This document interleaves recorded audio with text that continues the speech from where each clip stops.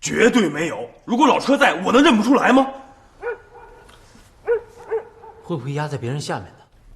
绝对不可能，我是一个一个翻的。报告，王主任，人来了。哟，左参谋长，这么晚了，对不起啊。没什么，王主任。哎，你说车道官牺牲了，是你亲眼看见的吗？没错，我是亲眼看到车长官中枪倒在地上。倒在地上就说明这个人死了吗？郭营长，受伤能不能倒在地上？老车这个人你是了解的，即便他是真的受伤了，他也一定会爬起来继续作战。可我去你说的那个地方找了，根本就没有老车的影子。我离开那儿到你们去那儿，中间是有时间间隔的。战斗那么激烈，什么事情不会发生？哎，会不会躲在老乡家里去？就有可能。老车但凡有一口气儿，都会向鬼子开枪的。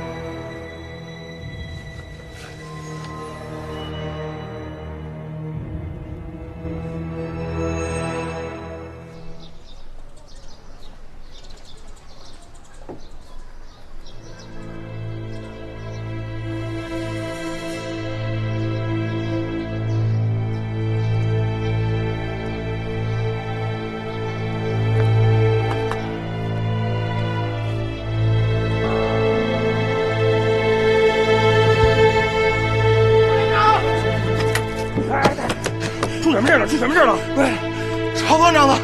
走！哎，停下！哎，停下！哎！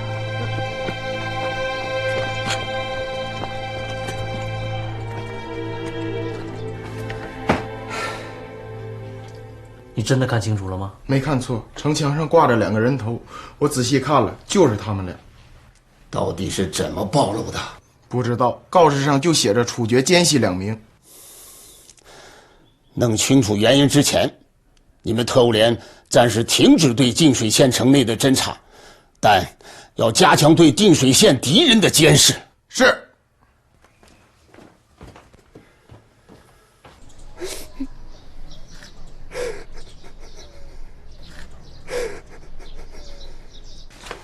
为什么不再派人去？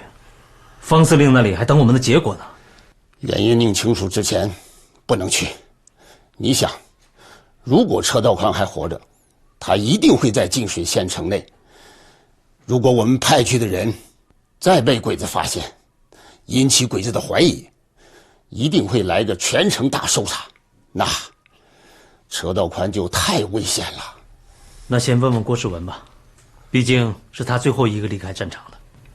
真的没有，凡是在地上的人我都看了。王主任，你要是不信我，你可以问问我身边的战士，他们都在现场。我相信，我也希望车道官能够尽早的归队，但我们也要有一定的思想准备。王主任，我希望尽快找到老车的下落。独立团战士思想浮动很大，我快压不住了。再次把你请来也是不得已。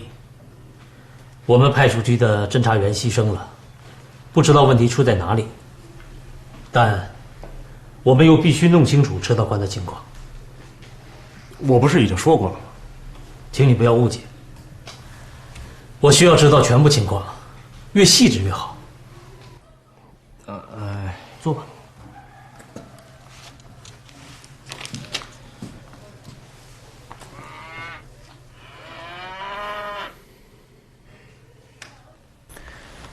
请你尽管把知道的都说出来，哪怕是当时你看错了都没有关系，因为那场战斗的惨烈状况，大家都知道。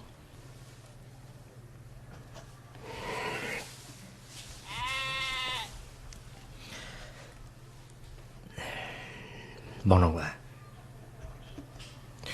我说谎了。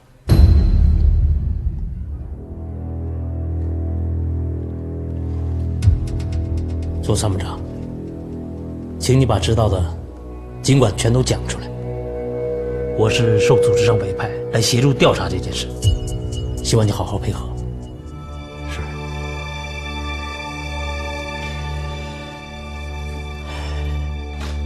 车长官的确是在净水县城失手以后死了。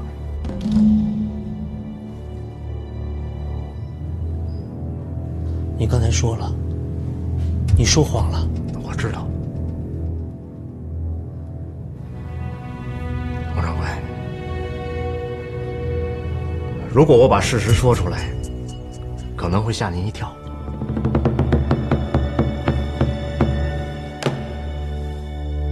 车长官，他并不是英勇的牺牲在和日军的激烈交火中，他的死甚至连一般的阵亡都算不上。周参谋长，这次谈话很严肃。我明白，城门失守以后，独立团全体打巷战，所有的军官都带着士兵拼命，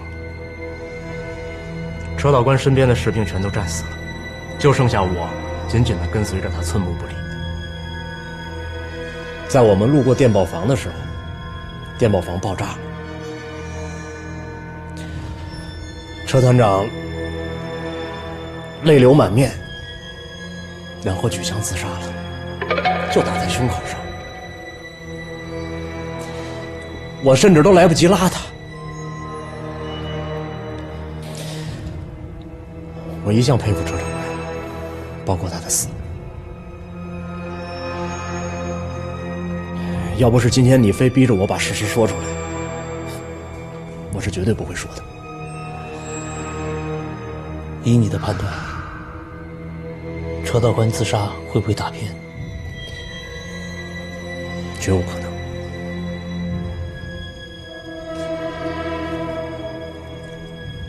就打在胸口上，就这么近，血和枪眼看得清清楚楚。我开始之所以没有把车长官自杀的事说出来，是因为我怕说出来会影响战士们的斗志。我认为车长官的牺牲应该符合战士们对英雄的想象。今天你谈的话，不许对任何人外传。请你写份书面材料，必须确凿无疑。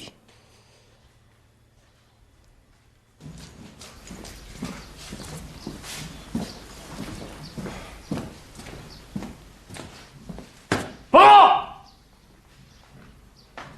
团长。哦，政务团长，伤好点吗？有车长官的消息了吗？还没有。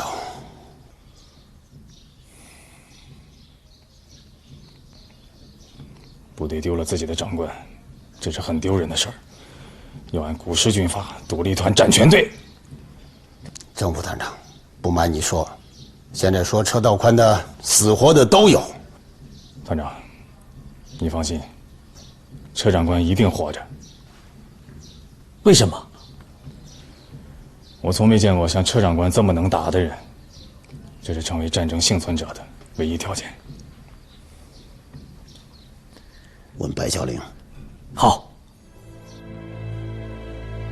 有些事情，我必须代表组织来问你。是车道宽吗？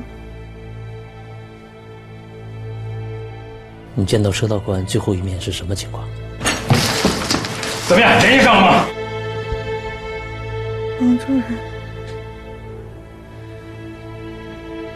车道宽找到了吗？就是因为生死不明，才必须。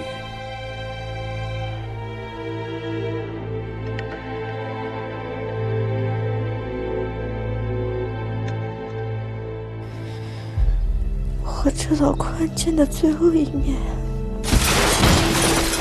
我是听见他在喊我。白小玲，你是个好同志。我想知道你和车道官最后的见面。王主任，你说我们俩算恋人吗？你们是恋人？你们怎么没有向组织汇报呢？车道官没有跟我说过。他抱过我，算恋人吗？他真的抱你了吗？什么时候？真对不起，我让你跟我在一起，冒这么大的危险。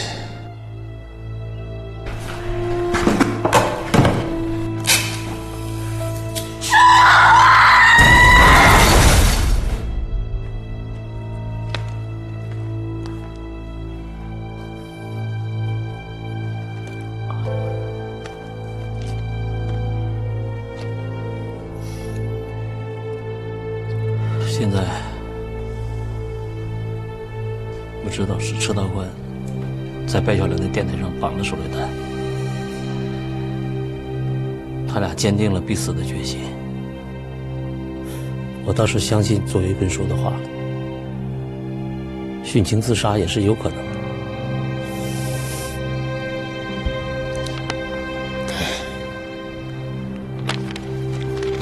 方司令来电了，查出车道宽的下落。到现在为止，我都不明白到底怎么回事。卧底，卧底？白小玲跟我说过，车道宽正在甄别净水独立团里的卧底。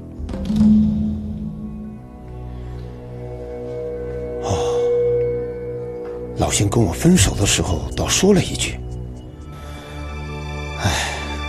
卧底夹在这样的队伍中混进来，这主意可真高。这种事就是豆腐掉在灰堆里，让你吹不得也打不得。”哪方面的卧底？日本人？汪伪的？还是国民党顽固派的？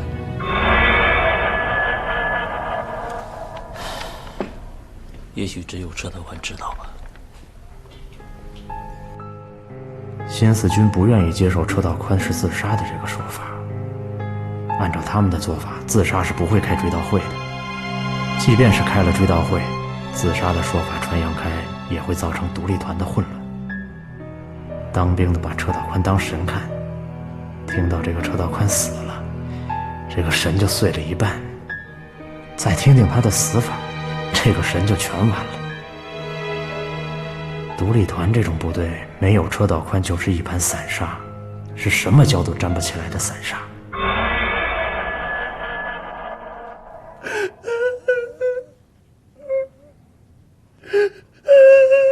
团长，你到底上哪儿去了吗？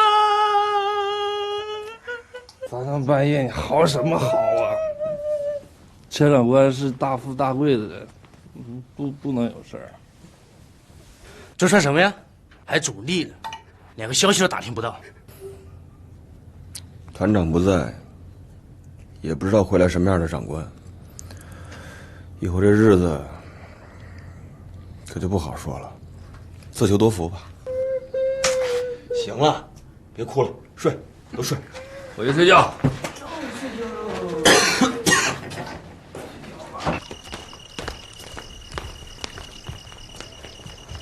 给，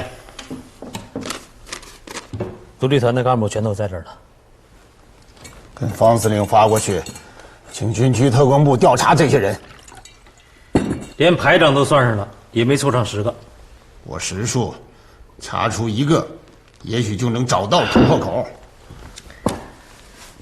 我现在真想好好审审那个左卫坤，可是又没有一点其他消息。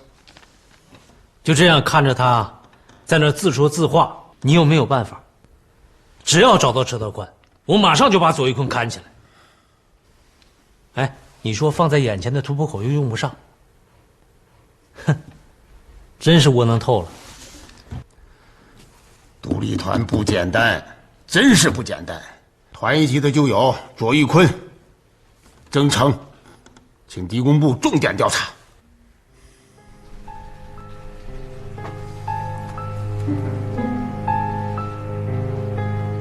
车道宽的尸体为什么郭世文就找不到呢？会不会是国军抢走的？真是那样，车道宽就算是活着，也会被枪毙。只要他们找不到车道宽的尸体，我就是安全的。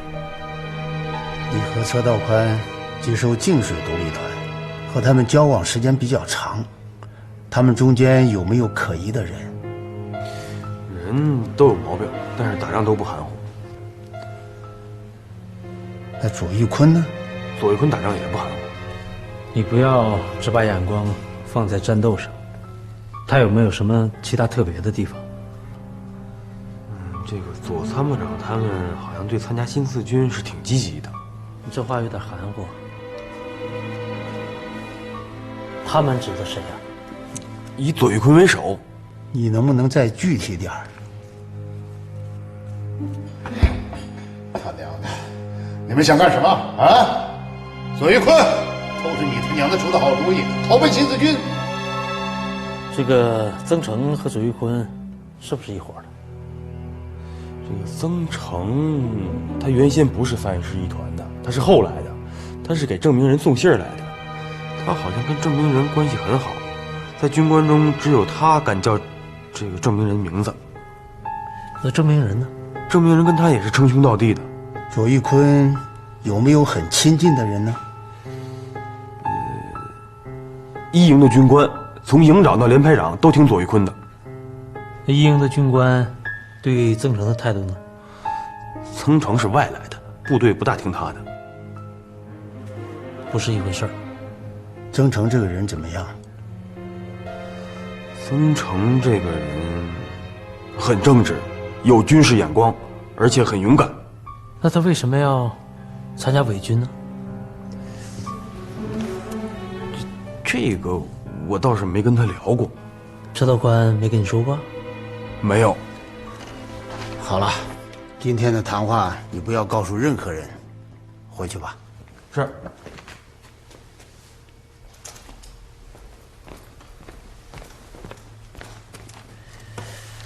这卧底的事儿，是不是行政委通知车道宽的？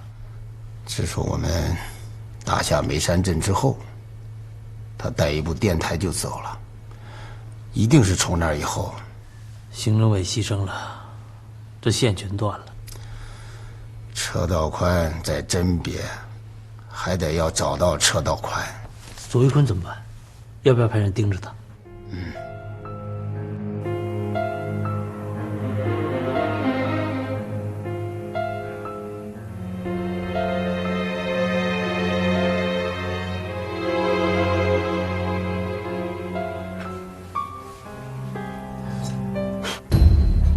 老曹，没希望了。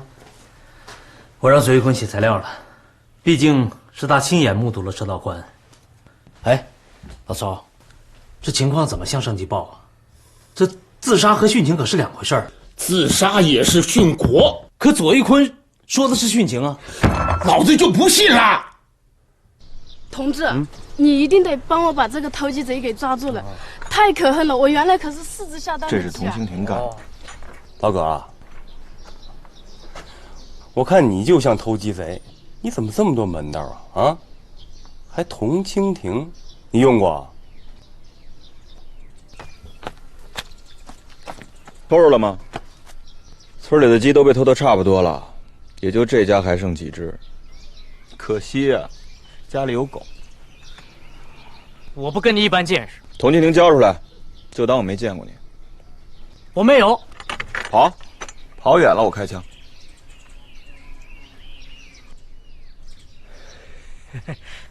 老总，有话好好说嘛。来，抽根烟，抽。哦。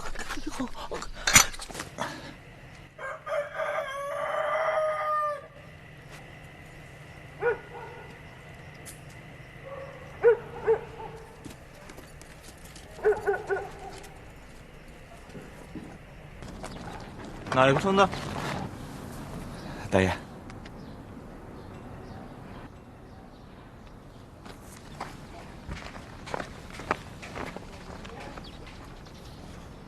老六的童蜻蜓怎么在你手里啊？大爷，是这么回事。毕大哥昨天晚上把脚给崴了，然后他让我给您送只鸡，给他抓贴膏药。毕六叫什么？毕毕大哥大号上殿下臣呢。对，还上殿下臣呢，也就你们奉承他个偷鸡贼。告诉你，跟大混没出息，改天找我带你去给皇军效力。是，我也不想跟着他混，去卖鸡买膏药吧。哎。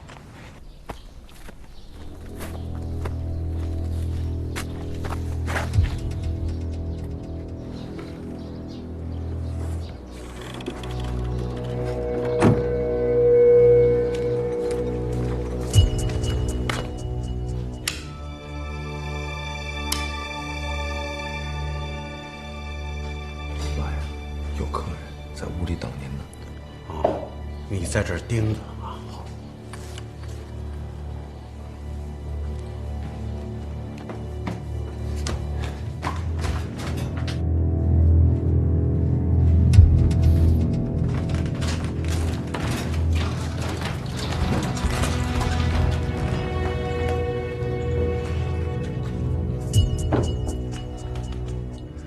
车长官。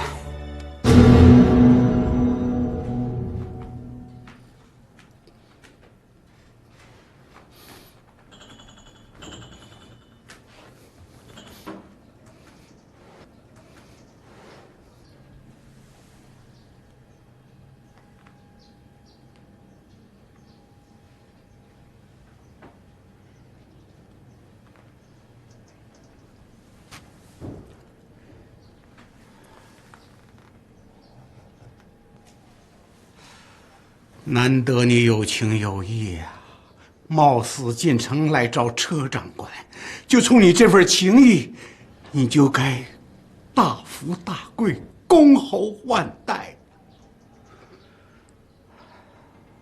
老板，你看见我们车长官了？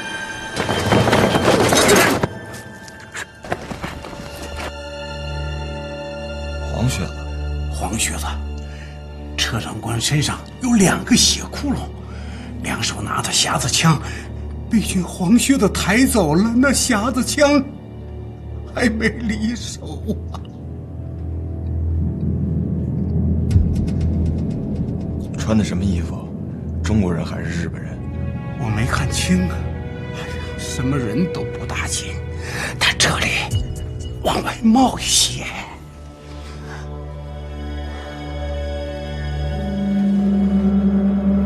哎，看见葛存金了吗？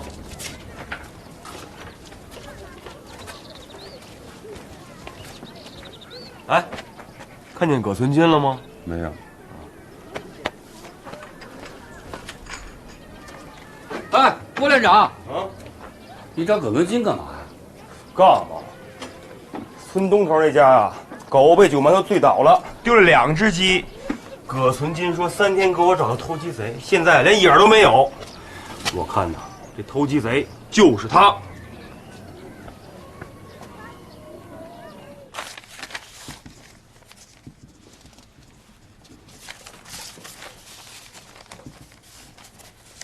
老王，卓一坤的材料写得很详实，你怎么看？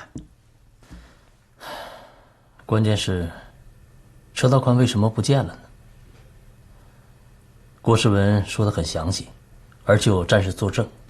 左一坤说的对，他们在现场时间中间有个空隙，这个时间当中，车道宽会跑到哪里去呢？我们应该抱有希望。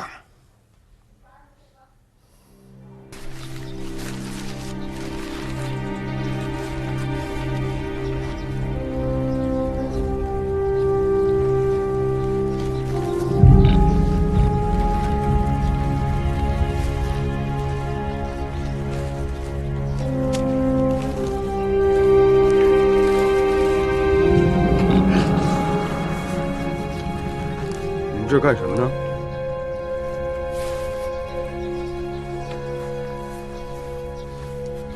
我去过净水县城了，跟白海玲说一声，车长官没了。葛存金，你不许动摇！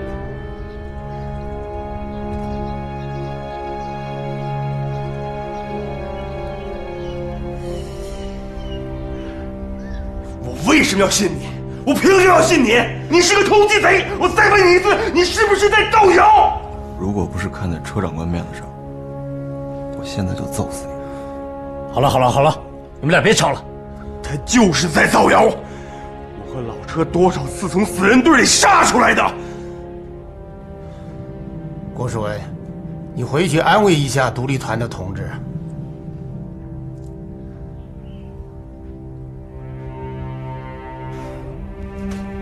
葛存杰，谢谢你，你提供的情况很重要。回去吧。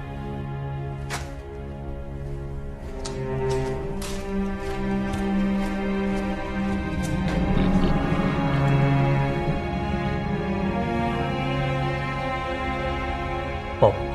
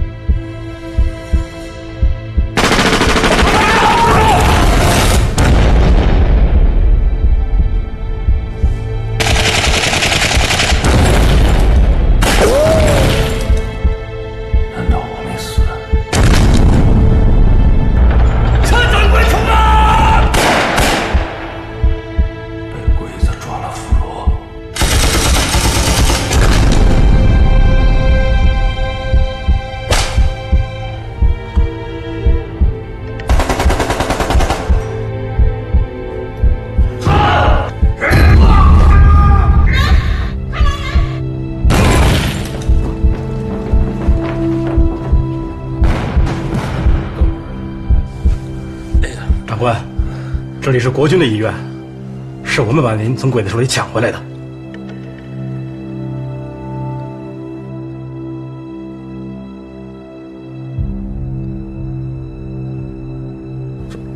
中国人，没错，抗日的中国人。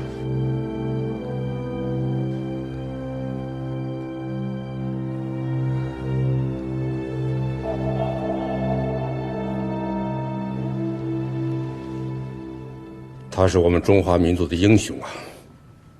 一定要保证治疗。司令，请放心吧，一定让他脱离危险。这个伤员叫什么名字？人昏过去了，正在救治。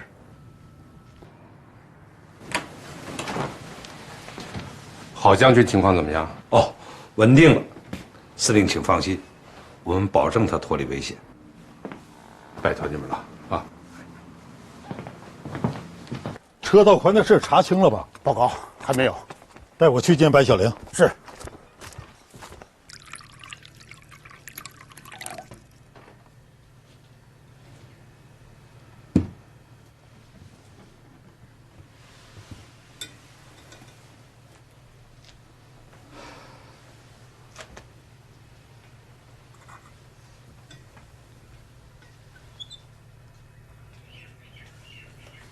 白小玲啊，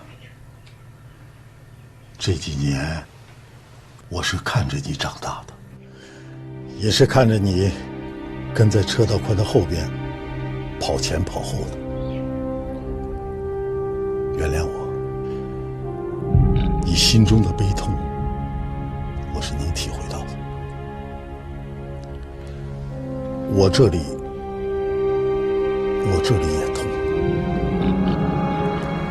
我没有办法来安慰你。语言这个东西，在这个时候是无力的。我们现在要完成的，就是车道宽未完成的事宜。车道宽生前查到了一个事关江南新四军生死存亡的事儿。我们现在必须把这件事情弄清楚。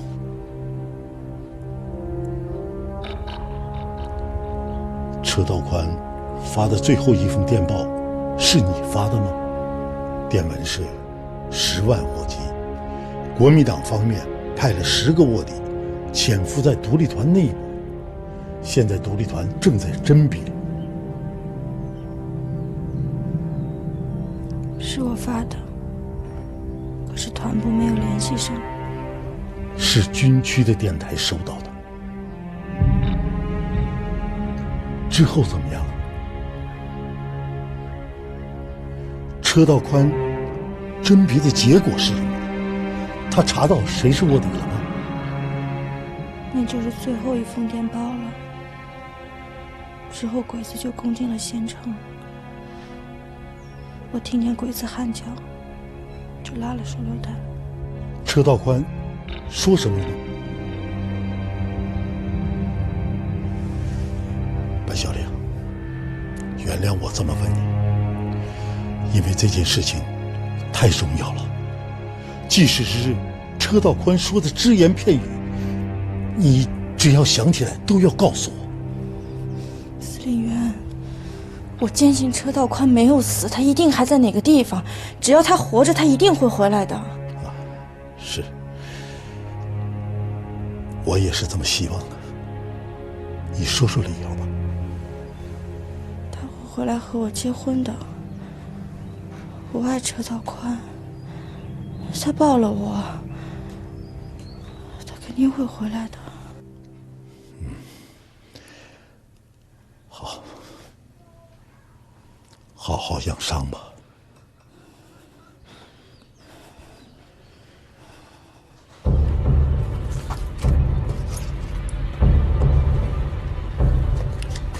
过不了一会儿，他就会醒过来了。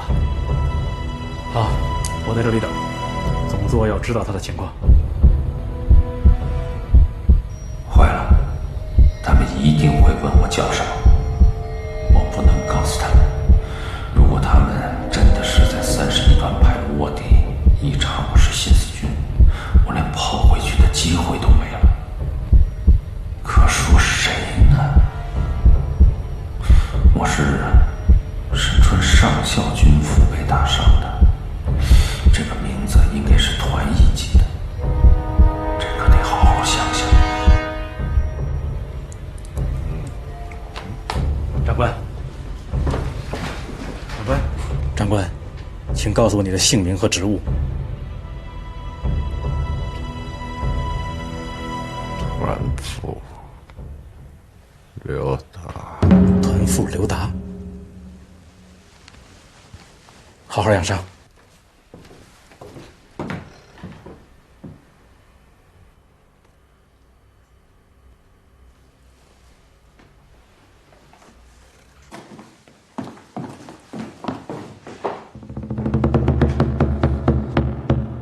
哎呀，原来他是国军的，完了完了完了！长官，真的是你啊！于小姐，您的长官，那可是个英雄，身受重伤，还双手紧紧握着武器。没错，我这一路上就他回来的时候愣是没发觉，结果一上手术台，你猜怎么着？这大夫硬是掰不开长官的手。依我看，大夫们是怕长官一下窜起来，把他们自个儿当鬼子一枪给崩了。啊，后来呢？后来是我们哥俩给掰开的。长官，您是抗日英雄，我们全团的弟兄都佩服您。做手术的时候直呼一声，我让全团弟兄给你来献血，把身上血换了个3、5遍，咱们没话说。长官，兄弟们还盼着你早日康复呢，咱好一起打鬼子。谢谢，于小姐，你们战友重逢，多聊一会儿。那我们先告辞了。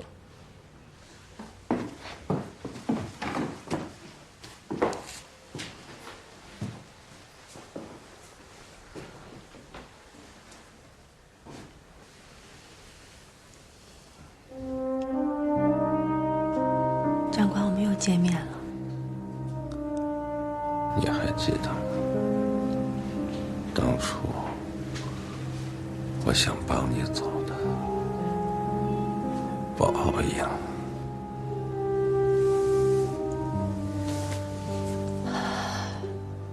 伪造姓名，隐瞒身份，欺骗上峰，你知道是什么罪责吗？刚才那2位长官是宪兵团的，一旦他们知道身份，后果不堪设想。你不相信？信。那你还笑？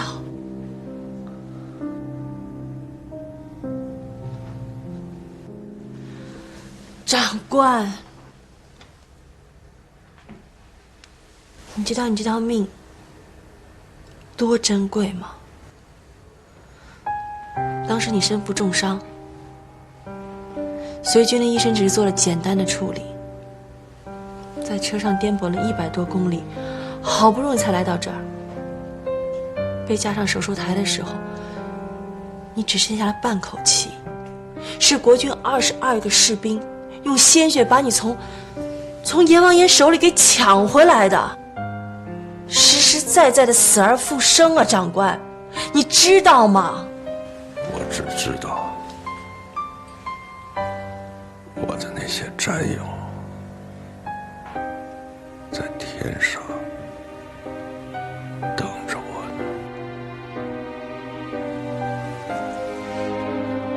我知道死了很多人。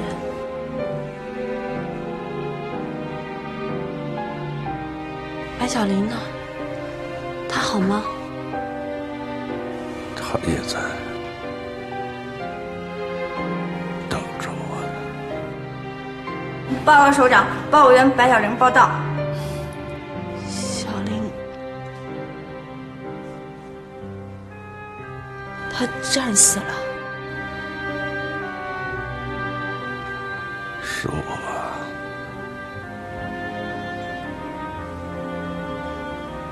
害了他。这个留给我。你怎么能这样？我看得出来，他很爱你。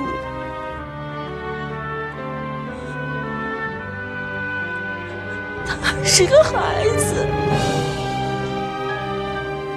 不光他一个，他们也还记得我，不管是调皮的、胆小的、耍无赖的，在这场战斗中，为他们一个是脑中。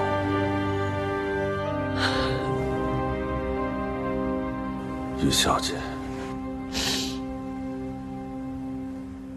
我求你一件事。你说。替我开枪，为他们送行。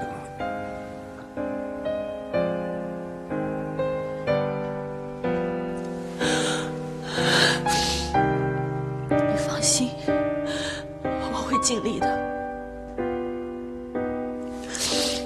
还有什么要求吗？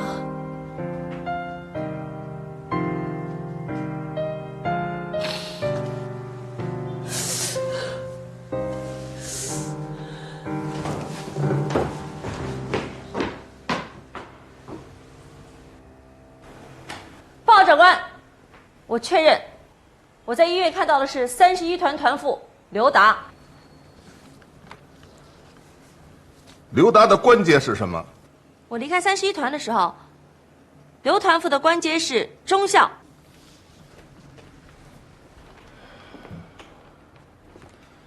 可他军装上是上校军衔，这你怎么解释？鲍长官，我不知道。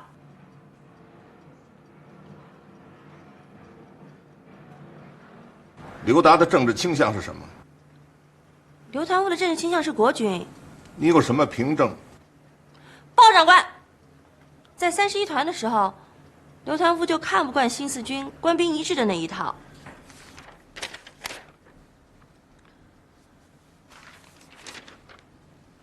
这是保证书，你确认，你签字。如果你对党国有什么隐瞒，军法无情。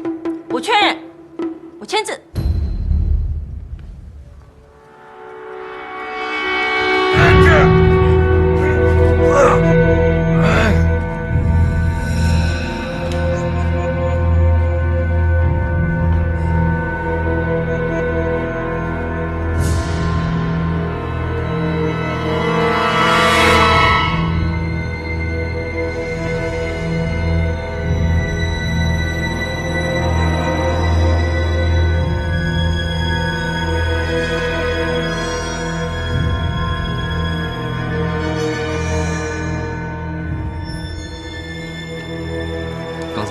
上火错位了，一会儿你给他打一针吗啡。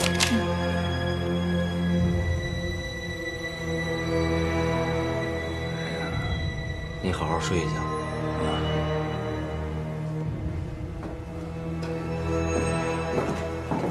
我是净水县城撬过来的幸存者，我跟这国民党老头有啥关系？真的是你啊！伪造姓名，隐瞒身份，欺骗上峰，你知道是什么罪责吗？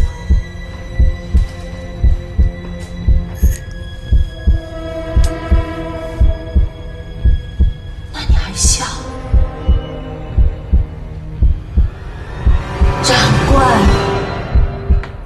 他请我干什么呀？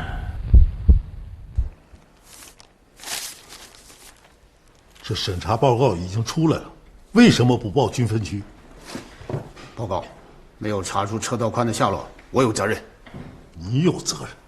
屁话！责任要真在你，我枪毙你！超马，你知道吗？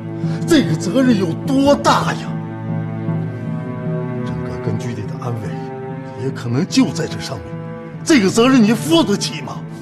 司令员，是我负责审查的。你是怎么个看法？我有一个印象，有一个人说了假话，是左玉坤吗？你怎么知道？出去走走。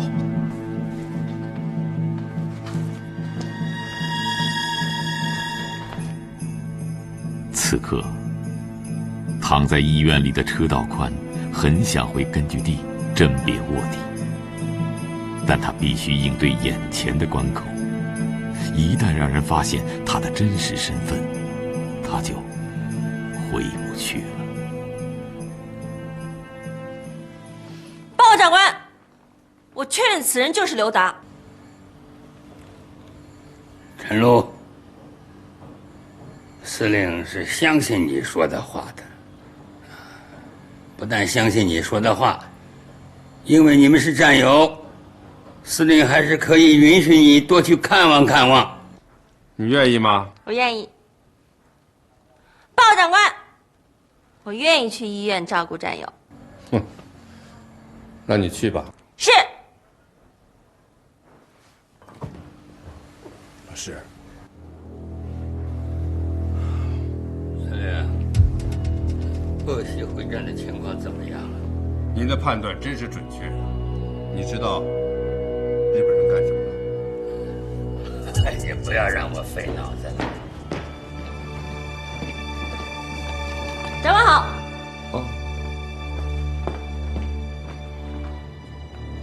都没猜对。小鬼子把长江中段打通了。是船？对。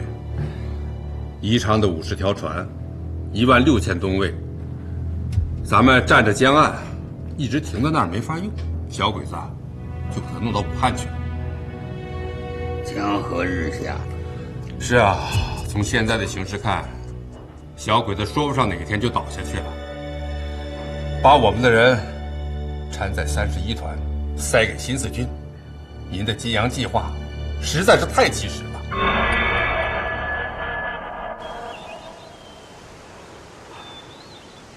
你憋了一道了，问吧。司令员，你判断左玉坤说了假话，是不是能够证明车道宽还活着？我判断车道宽已经牺牲了。白小玲和郭世文说车道宽还活着，那是因为他们的感情色彩太重了。那左玉坤说的就是真的了。左玉坤说了假话。车道宽他不会自杀，尽管这个自杀的理由看上去似乎很充分，仅恋人殉情这一条就够了。车道宽又是性情中人，这就是性情中人做的事情。可是他左玉坤只知道白小玲喜欢车道宽，可是他不知道车道宽对白小玲是什么感情，那是一种兄妹感情，再加上城池失守，损失惨重，独木不支。作为指挥员，唯恐被俘受辱，理由多充分呐！可是这些理由，对于一个新四军来说是不够的。我们新四军战士能跟敌人战斗到最后一颗子弹，而那最后一颗子弹会射在敌人身上，因为在他们心中，只想是杀敌。我们新四军战士心中永远充满着希望，这是因为什么？那是因为我们新四军是从绝大的苦难中走出来的。不是新四军的人永远体会不到，也不可能理解我们。车道宽是我们新四军中的一员，又背负着使命，他一定是牺牲了，不然他爬也会爬回来的。您说这个人是刘达吗？我看80%不是。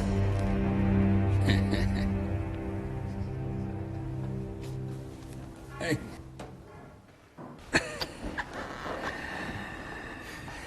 都看到了，刚才这个陈露这个样子，一提到刘达，好像有一些怪怪的，走路的脚步都轻了。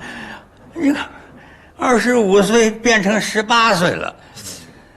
好像有点喜欢上他了吧？差不多。老师啊，您对陈露啊，就像对自己的女儿一样，百般呵护。您说，这个刘达怎么样？这个刘达呀，能咬牙，能忍耐，像是条汉子。可是这上面说的刘达呢，是胸无点墨，只是个炮灰啊。那么陈露是绝对不会喜欢这样的人的呀。医院里躺着那个，可能不是刘达，80%不是。左玉坤掌握军官组，所以下令见军官就抢，抢回来以后。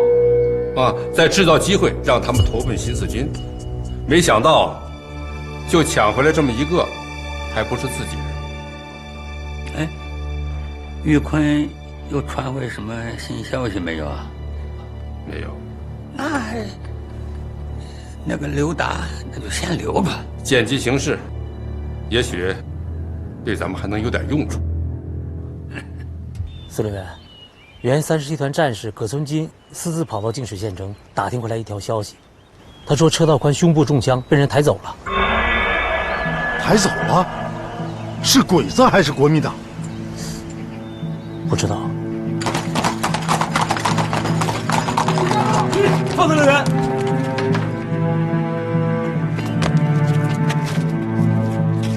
抽烟。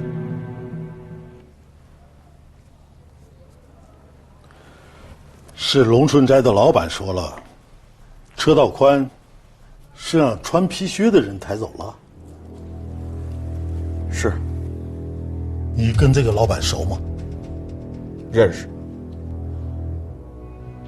你是怎么跟这个老板认识的？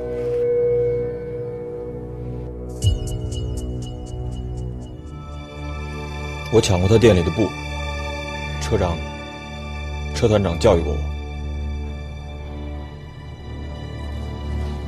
曹团长派了2个有经验的侦查员到净水县城，结果被发现，都遇害了。你是怎么混进去的？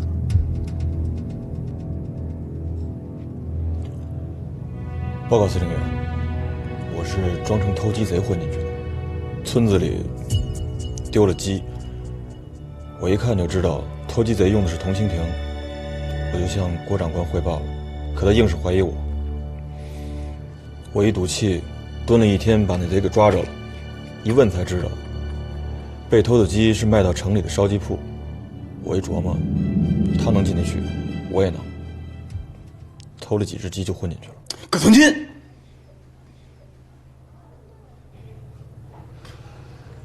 你跟我仔细说一遍。龙顺斋的老板看到车道宽的情况。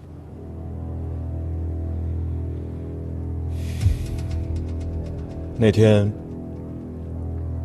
龙顺斋老板听到街上枪声稀了，就想上街看看外边什么情况。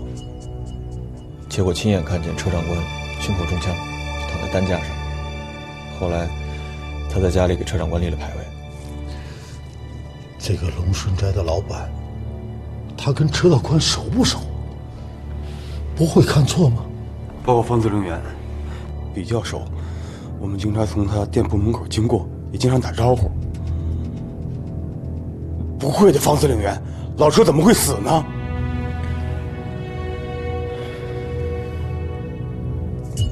老葛，谢谢你。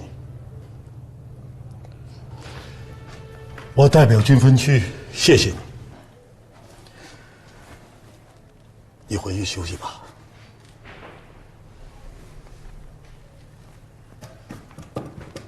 曹团长，司令员，葛存金记功一次，调到司令部侦察连任班长，给车道宽同志准备追悼会。司令部1团还有独立团派代表参加，我只到此。同志们，今天我们集合在这里，是为了悼念一个人，纪念一个人。我们没有他的照片，他生前也没有留下任何一张画像，但是我记得他，我们大家记得他。他的音容笑貌，此刻在我心里是那么的生动，那么的亲切，那么的真实，就好像我们刚刚还见过面。他在我心里，他永远是一个不知畏惧、不知疲倦、勇敢杀敌、智慧杀敌的一名新四军战士。他就是我们的战友车道宽同志。在我与车道宽同志共事的日子里，凡是交给他的任务，没有一次不是很好的完成；凡是他指挥的战斗，没有一次吃过亏。这次净水县城突围战，就是他和独立团的全体战士浴血奋战，以弱对强，牵制了敌人，掩护了主力，大量的消灭了敌人的有生力量。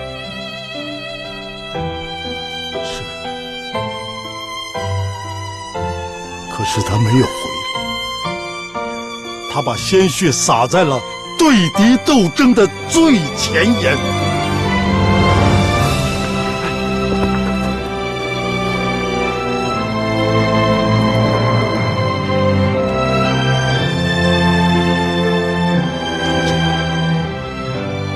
独立团的同志们，你们的团长是好样的，你们独立团是好样了，是英雄，是你们打垮了敌人的2个大队，配合主力击溃了反动伪军。正是因为你们英勇战斗，使我们根据地有了前所未有的有利局面。我们要重建独立团，来纪念以车道宽为代表的先烈们。重建独立团！重建独立团！重建独立团！重建独立团！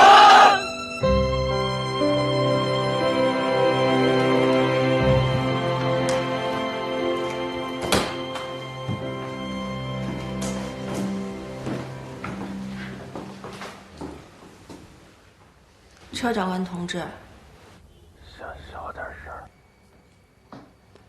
我都跟他们说了，你害怕吗？怕。待会他们就进来，说是要枪毙。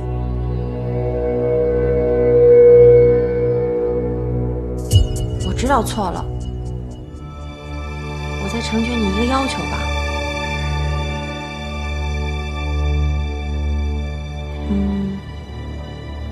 你在快死之前，你想见到什么？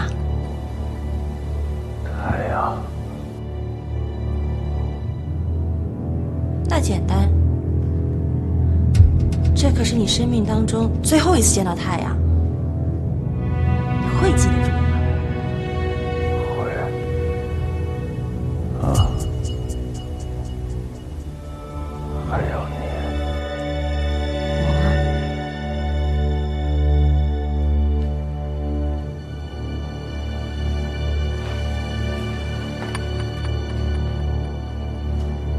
是我出卖你的，你不恨我吗？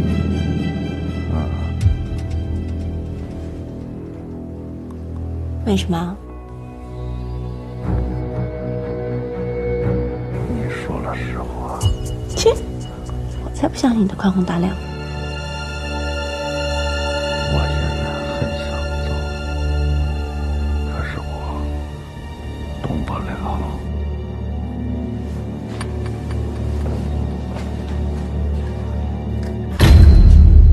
晒晒太阳吧，刘团副，你都快捂臭了。上海的饼干，美国的炼乳，怎么样？你待遇不错吧？谢了。谢？你怎么谢我呀？等我伤好了，帮你走。骗子！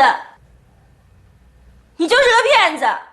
净水城，咱俩分手的时候说好了，你要回来接我。我当时也想让你跟我走，现在你回来了，就这样半条命回来了。你就是个骗子！你说话不算话，你差点就回不来了。你。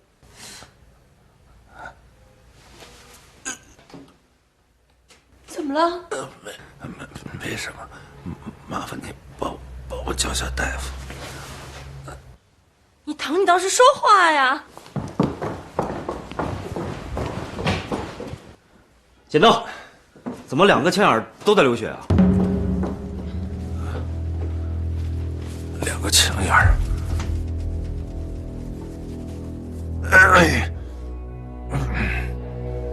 那个伤员没有问题吧？有问题，幸好于小姐及时发现。你要有性命担保，刘团副。我担保。刘团副年轻力壮，生命力极其旺盛，虽然胸中2弹，可是康复绝对没有问题。2弹？什么枪打的？穿透伤，伤口平滑。我们可以确定是384步枪造成的，可是我们取出来的是勃朗宁手枪的弹头。这就不对了啊！日本人是不用勃朗宁枪的，他们用的是南部14式。从伤口来看，是近距离射击，1-2米之间吧。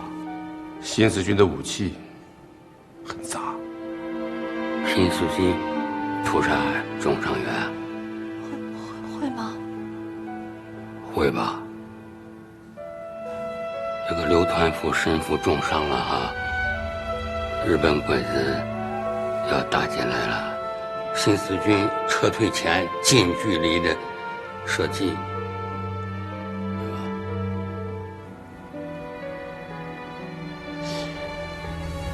也许刘团副得罪了新四军什么人啊？不会的，我想不会，毕竟是在激战当中。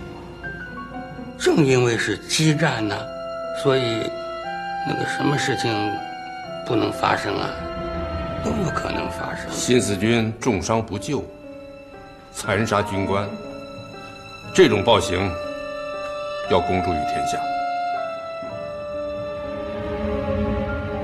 你们去忙你们的吧。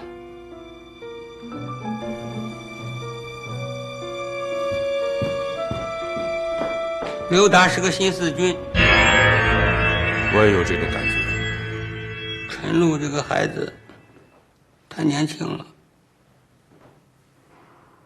为了迎接新的战斗，我必须要求大家从悲痛中解脱出来。司令员，我有个请求。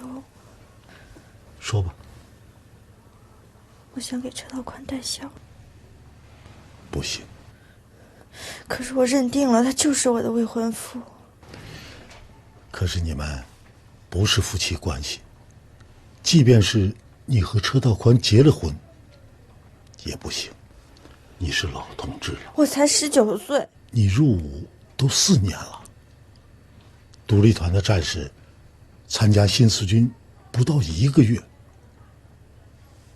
那些牺牲的英雄们，谁给他们带孝啊？可是我就是想他。我也忘不掉啊。可我会控制自己，因为明天还要战斗。白小玲，你知道车道宽在我心里的分量有多重吗？车道宽在全军区是我最欣赏的干部和战友。不错，你才19岁，你太年轻，可你还要学会忘记悲痛，要学会承受最亲人的离去。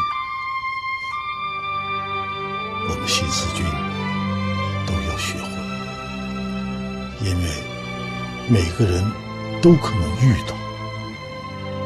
别用带孝的方式来纪念车道宽，行吗？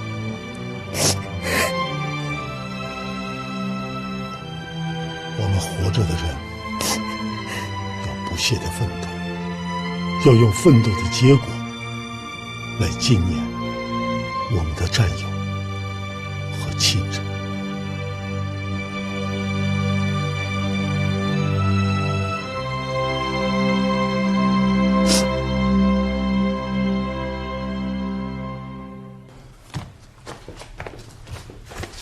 司令员，司令员，我没有说服白小玲，没有办法，用情太深呐，他肯为车道宽去死，这不是1次2次思想工作就能解决的事儿。你们要多关心他，多做他的思想工作，要派人看好白小玲。白小玲要是有什么事儿，那就太对不住车道宽了。司令员，我这就去办。司令员，要尽快的恢复独立团的建设。凡过去31团的，都要重新编制独立团，归1团指挥。你觉得曾诚怎么样？大家反应很好，他为人正直，打仗勇敢。我问你的看法。人才。打刘一江那一仗，原定是2个小时，他一掺和，40分钟就拿下了，真会打。那就任命曾诚为代团长，郭世文为政委。可是，司令员，曾诚以前的情况我们并不了解。你们打电报，要军区协助调查独立团的干部，冀中分区的黄副司令，还有鲁南4旅的张政委都回电了。他们说，在黄埔的时候，跟曾诚是同届，黄副司令呢，跟曾诚又是一个中队，证明情况很好啊。明白了。你们1团以根据地的民兵来补充，要做到齐装满员，做好训练工作。是，可是，司令员，这是为什么呢？他们是通过31团派入卧底的，我们不能把他们分开，要做到统一管理，继续整理。是。白小玲，白小玲，白小玲，白小玲，白小玲，你干什么你？你下来！你干什么你？你怎么那么傻呢？白小玲，你个糊涂虫，你就这么纪念车道宽？可是我想见他。想见他你就上吊，你不像个新四军，你就是见到了他都不会理你。就是想见他。你知道吗？车道宽是英雄，你是狗熊。可是我想他。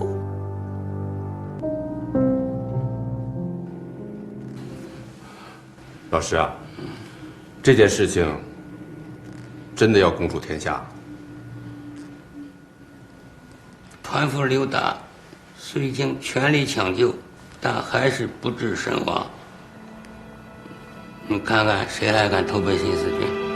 我通知医院方面采取措施，在记者拍照的时候，让他显得虚弱一些，这样一来就会顺理成章了。另外一枪是谁打的呀？为什么要打？这是我最感兴趣的。是啊，这一枪是谁打的？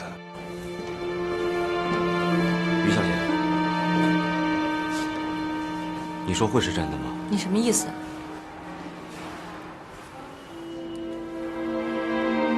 不会。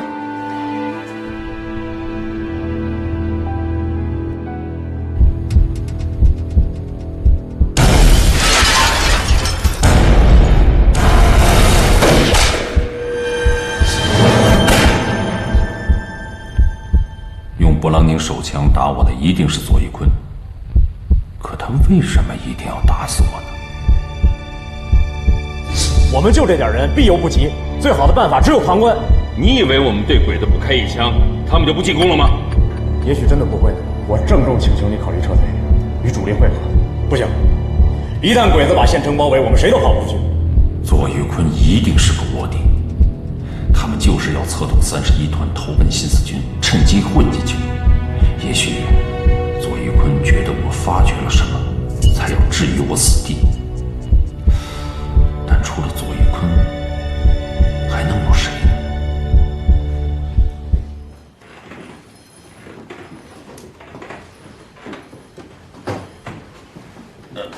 不动，不动，不动。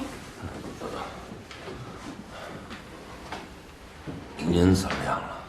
哎，你好小子，你看看，你看看，自己都伤成这样了，你还挂念着老朽？哎呀，了不起！疼不疼啊？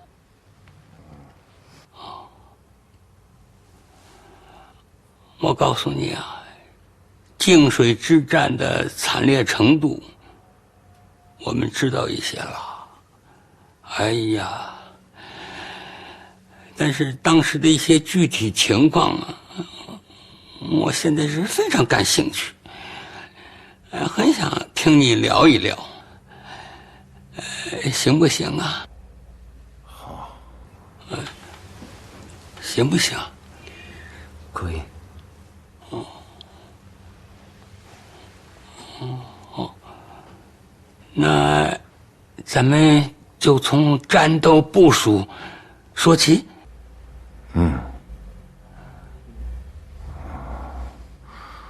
当时鬼子的兵力是我们的数倍，我们一开始打算从外围打起。据他当时给我讲的呀，我分析，军官组是全完了，一营长、炮兵连长、2个步兵连长，包括左玉坤，全战死了。那么他的枪伤呢？他的枪伤，他说，当时呢是和二营长在一起的，31团的营团级军官，配的确实是勃朗宁手枪，是吧？一阵枪弹打过来，两个人同时中了枪，在倒地的时候呢，一个人扣动了扳机，造成了误伤。哎，我还问了问他们当时站的位置，根据这个他的说法，造成误伤还是在情理之中。这也说得通。还有一种可能，也说得通。那就是他在骗我，他当时是和我们的人在一起，是对我们的人造成了威胁，所以我们的人，所以不论哪种情况，都不能让他活着出去。应该，那命该如此。我们开始宣传。各位记者，前天我战区之国军在泾水县城，在解救友军被困之时，拼死抢救出了一位友军的军官，他就是新四军的团副，名叫刘达。在他的身上，我们发现了2处枪伤，一处是38式步枪的窗口，一处是勃朗宁手枪的窗口。众所周知，日本人作战部队是不使用勃朗宁手枪的。不对呀，怎么可能？不可能啊！不可能！赵将军，您这话是什么意思？我们怀疑新四军枪杀重伤员。马上注射。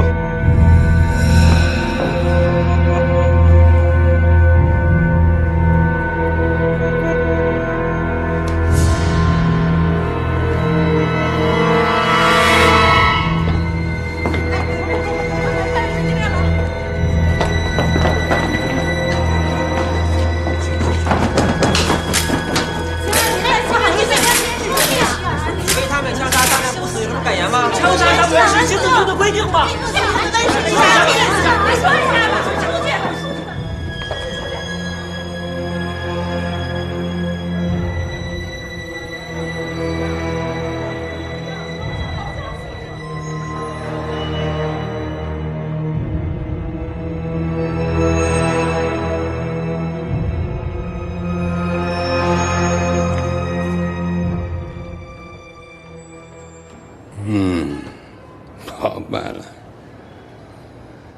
动情了。李小姐，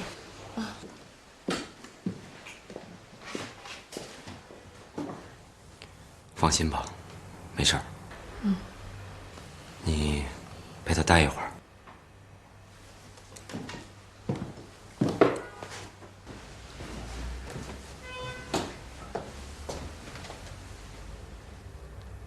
你还好吗？那到底怎么回事？你们新四军也太残忍了！你明明已经中了鬼子1枪了，还被自己人打了1枪。我真的想知道到底怎么了。不可能是我们的人开的枪。你还知道些什么？我只知道，子弹是勃朗宁的。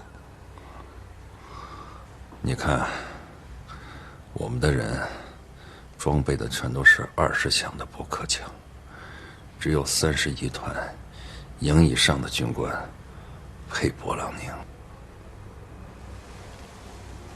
你的意思是，31团的人干的？他们也太恩将仇报了。你救了他们，他们居然这样对你。我不这么想，有可能是枪弹无眼，走火了。可他差点要了你的命。千万别声张，这说出去多丢人啊！啊，嘿嘿。别笑了你。号外号外！新四军枪杀重伤军官，暴行令人发指，伤者欲哭无泪。号外号外！新四军枪杀重伤军官。今天感觉怎么样？还是浑身没劲儿。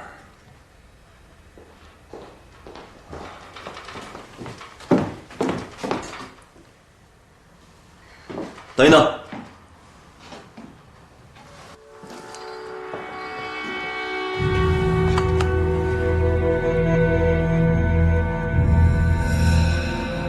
这是给他注射的。不是，我体温表忘记放哪儿了，我过来找找。给谁注射的？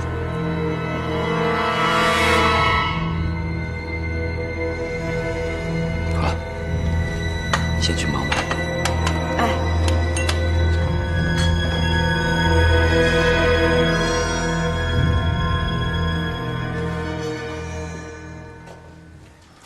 他每天都给你注射啊？让我听一下，不用动。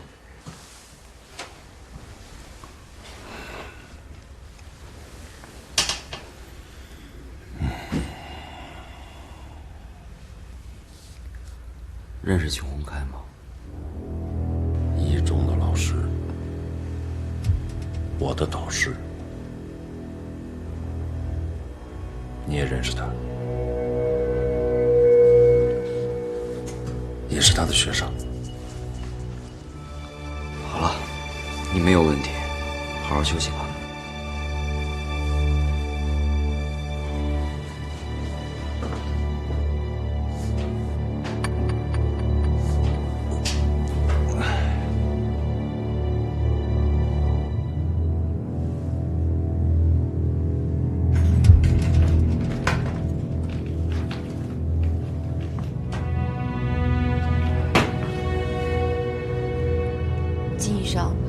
不是我，是院长吩咐的。这跟我没有关系。如果这个病人莫名其妙地死在了病床上，追究原因，你怎么解释？拿错药了？我开的处方上根本就没有这种药。况且，于小姐是不会善罢甘休。那我怎么办？我不知道。